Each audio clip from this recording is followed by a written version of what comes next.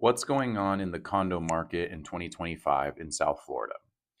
The last couple years since Miami has really blown up, it has been clear that condos were an easy way in for a lot of people.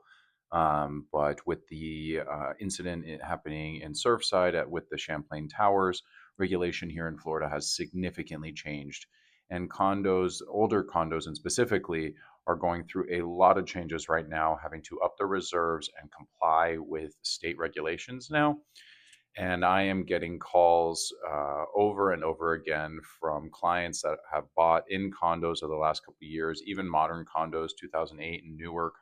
And they're calling me, showing me that their associations are about to sign huge deals to be able to renovate the buildings. Actually, the building I used to live in here in Brickell, they just signed a $22 million renovation, and this is only a 2008 building. And so condos, and I think it's coming out to almost like 13,000 a unit plus, more or less in that building. And so these are significant numbers that are people having to pay, and it is definitely changing the outline market here in the South Florida area. I think it's an opportunity for a lot of developers to come in. There's a lot of very old product in South Florida, and I think those buildings, definitely it's time for them to be taken out and some new projects be brought in. But also for the buildings that aren't so old. Yesterday, I was just talking to a client in a 2008 building, and his building is going to get slapped with a renovation to redo the stucco on the outside.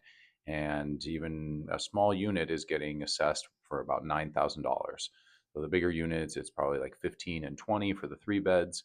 And it's a significant budget change for people. I mean, not only have interest costs have gone up, insurance has almost doubled for a lot of people, and the assessments also is adding up to it. So it's really changing the condo market.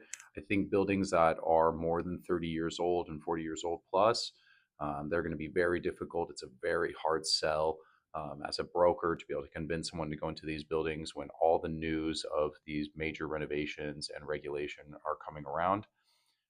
Even as a broker, it would be hard to recommend a building that I know has issues that are coming up.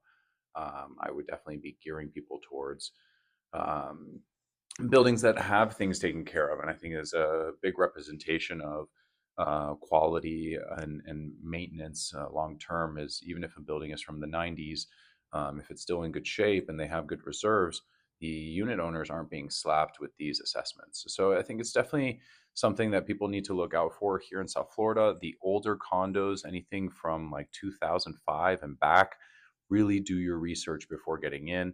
The newer condos, you might not have to be as worried, but even then, my client from yesterday was telling me from a 2008 building, they're getting slapped with about a $9,000 assessment. So really do your research when you're getting looking at condos in South Florida. You need to have your broker ask the building and the association, the seller, anybody that's involved with the building. A lot of times the seller is the one that needs to request that information because have interest in the property. But you can get that information, and you should look at the minutes and the reports that the associations are putting out for everybody.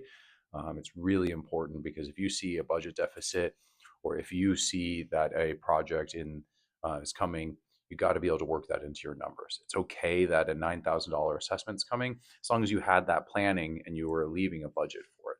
So the South Florida market's really changing, guys. You got to be careful out there looking at condos, but there are still good buildings out there. Not every building is getting big assessments like this, but it is worth your time to do the research on what those HOA minute meetings look like, and meeting minutes look like, and what could be coming for that building. So be careful out there. There's really good products still in South Florida with amazing views and amazing lifestyle, but you need to be careful of what those assessments are going to look like because it can significantly change your budget long term.